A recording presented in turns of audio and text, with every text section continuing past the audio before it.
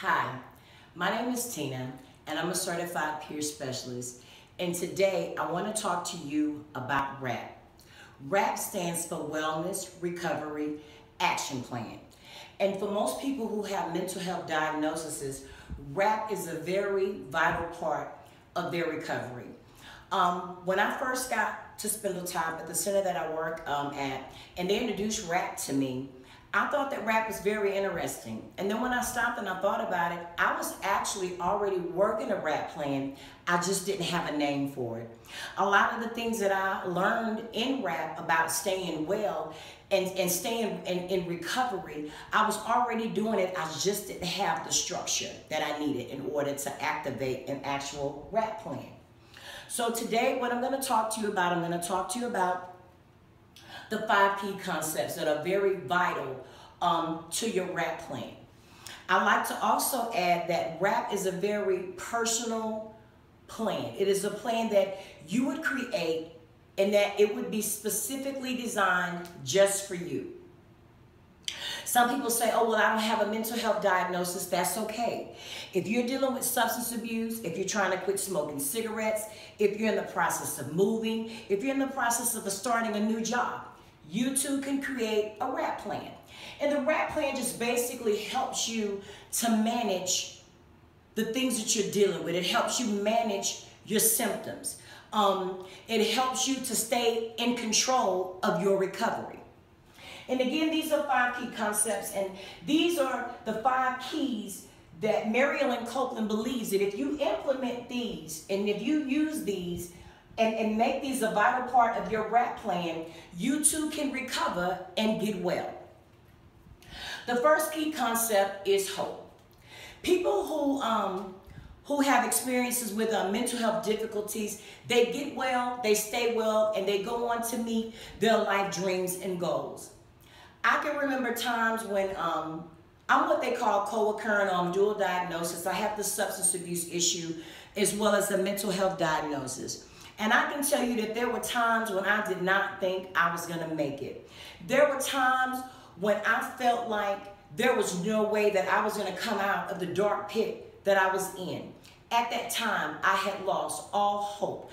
I had lost all hope that I was ever going to recover, and I really didn't think that I was going to make it. But it was a small, still voice that was on the inside of me that told me, you can make it. Hold on. Run on and see what the end is going to bring. And as I began to learn about the key concepts, when hope was brought up to me, an acronym fell into my spirit, and the acronym is Hold On, Pain Ends.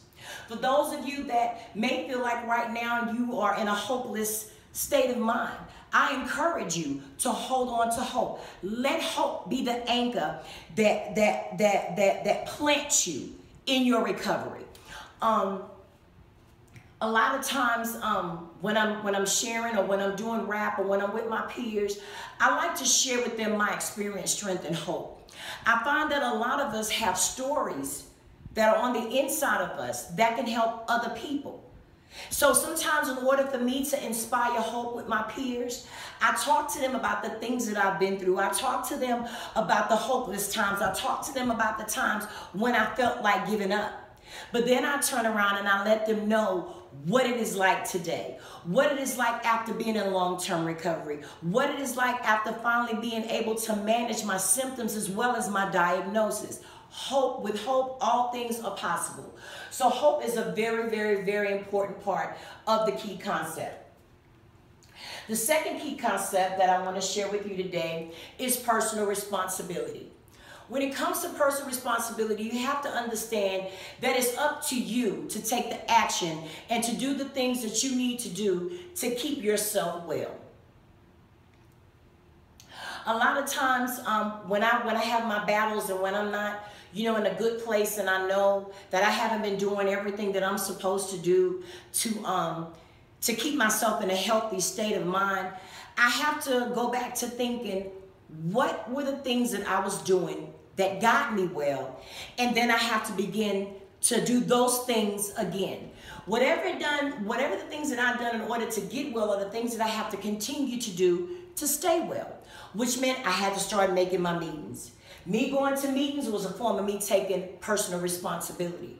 The times when my when my disease told me, "Oh, you're fine. You don't need to go to the doctor. You're okay. You don't need your medication." And every time I would listen to that voice, I would find myself in a crisis. So I had to get to the point to where I began to take personal responsibility for my wellness. I had to set my doctor's appointments. Not only did I have to set my doctor's appointments, but I had to keep them. I had to learn at the end of the day that if I was going to get well and stay well, it was going to take some action on my behalf. And I had to take personal responsibility for my wellness and for my recovery. The good thing that I like about RAP is the last two letters, which is action plan. A lot of times we find ourselves in the middle of things and we see things are falling apart, but we don't have an action plan. So this is where RAP comes in at. Wellness Recovery Action Plan. This is the thing that you begin to put into place when you feel yourself not in a good place, or when you feel like your symptoms are coming back, or when you feel like you're in the middle of a crisis. This is when you need to work your RAP. The second key concept is education. And I like to say that education without application is wasted knowledge. So anything that you need to learn more about, especially when it comes to your wellness and your recovery, if you need to have a better understanding of your medication and why you're taking the medication and the effect that the medication should have on you, at that time you educate yourself. How do you educate yourself? You educate yourself by going online. You can Google your diagnosis. You can Google your medications. There are so many ways that you can educate yourself. You can get books. You can get CDs, DVDs. For me, lived experience is the best education for me. I have found that my experience has become my best teacher. But at the end of the day, when you're dealing with a mental health diagnosis or a substance abuse issue or just anything that you may want to learn more about, there are ways to educate yourself. But you have to put forth the action to learn whatever it is that you need to learn in order to be better educated on the things that you may be dealing with. Our fourth key concept is self-advocacy. Self-advocacy is being able to effectively ask for what you want and for what you need. Sometimes in the midst of everything that we have been through and in the midst of all of the rejection, we lost our voice. Sometimes it's hard for some of us to speak up and ask for the things that we want. But self-advocacy is very, very, very important, and it's very, very, very important to your wellness. We have to allow ourselves to be okay with asking for what we want. We have to be okay with being able to speak up for ourselves. And listen, if you have a hard time speaking up for yourself, it's okay. You can have a supporter in your corner that can walk with you as you learn how to self-advocate for yourself. If you're not in a place where you can self-advocate for yourself, you have your supporter to step in and to self-advocate for you until you can self-advocate for yourself. But at the end of the day, let your voice be heard. Let the things that you need be known. Our fifth key concept is support. I tell everybody that I deal with, most of my peers, I don't care what it is you're dealing with, whether it's the mental health diagnosis or whether it's the substance abuse issues, you need help in order to recover. You need support. We also say that you need at least 5 supporters. That way you don't wear people out. Your supporters are people who are going to validate you, that are going to affirm you, that are going to empathize and sympathize with you. Your supporters are the people that are going to go to bat for you when you can't go to bat for yourself. And most importantly, your supporters are going to be the people that are going to make sure that in the event you go into a crisis and you have to activate your RAP plan or you have to activate your post-crisis, your supporters will be a vital part of your RAP at that time, because they will be the ones to make sure that everything that you put in your RAP is executed the way that you have written for it down to be executed. So having supporters is very important. And then again, another thing that I didn't write down is the wellness toolbox. Well, the wellness toolbox is a very vital part of your RAP plan as well. Your wellness toolbox is the things that you keep all of the things in that you go into and that you pull out when you need them in order to stay well. There's so many things that you can put in your wellness toolbox. Like for me, some of the things that I need to do to stay well when I'm not feeling well, some of the things that I need to do when I'm not feeling well, and when I go into my wellness toolbox. If I'm feeling kind of down, or if I'm feeling a little agitated, I know that I need to reach into my wellness toolbox and I need to get out a tool, and 9 times out of 10, it may be a meeting. Sometimes reaching in my wellness toolbox, I may discover that I didn't meditate for that day. These are things that I have to do for myself on a regular basis in order to keep myself well. In WRAP, there's also a thing called a daily maintenance plan.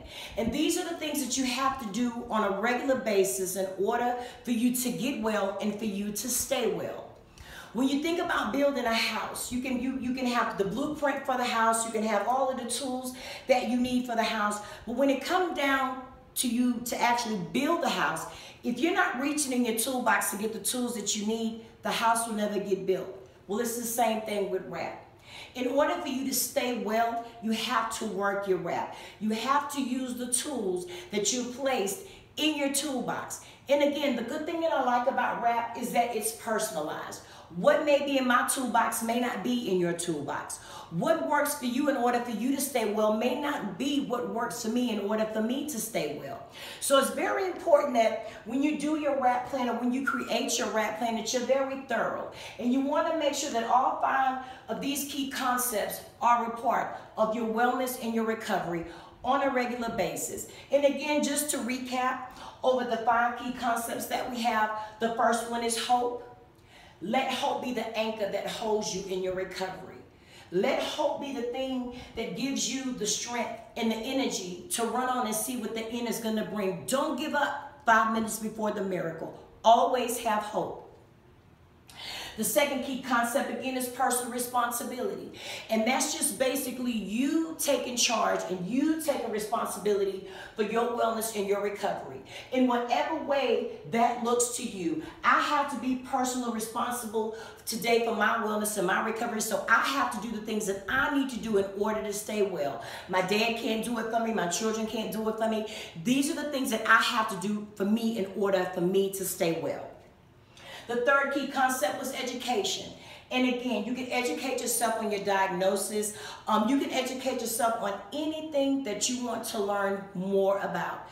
Again, we have the internet, we have books, we have DVDs, we have CDs, we have all types of self-help books, and there are all kinds of ways that you can learn how to educate yourself on the things that you need to know more about and to be informed. Our fourth key concept, again, was self-advocacy. We have to get to a place where we're able to speak up for ourselves, where we're able to find our voice and not be afraid to ask for the things that we need or for the things that we want in order for us to live a healthier, a longer life. Self-advocacy, again, is just one of those things where you have to put yourself in a position to be firm and ask for whatever it is that you need, okay? You have to self-advocate for yourself. You can have to self-advocate for yourself when it comes to your doctors. You can self-advocate for yourself and just in general sometimes with the way that you want to be treated. So self-advocacy is another very important key. And last but not least, we have support. And again, like I said, whenever a person is dealing with a mental health diagnosis or a substance abuse issue, supporters are very, very vital. You need people in your corner that support you. You need people in your corner that's going to encourage you to get well and to stay well. So this was my spiel on WRAP. I hope you guys enjoyed the lesson that I gave today, and I hope that you understand the 5 key concepts and how important that they are, and how important it is for you to use the tools that you have in your wellness toolbox. Be encouraged. You too can get well and stay well. Thank you.